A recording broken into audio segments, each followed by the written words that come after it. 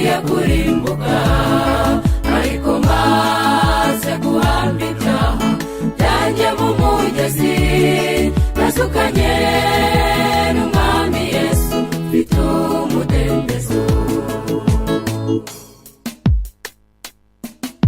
Intangiriro y'amahoro yo mu mutima, nandi nayikuye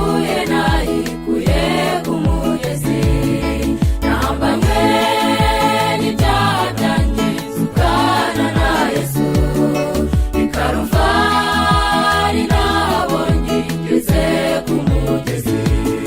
Batizwa njye nari nkwiye gupfa, batizwa njye nari nkwiye kurimbuka, ariko maze guhamba ibyaha byanjye mu mugezi, nasukanye n'umwami Yesu, mfite umudendezo. Batizwa njye nari nkwiye gupfa, batizwa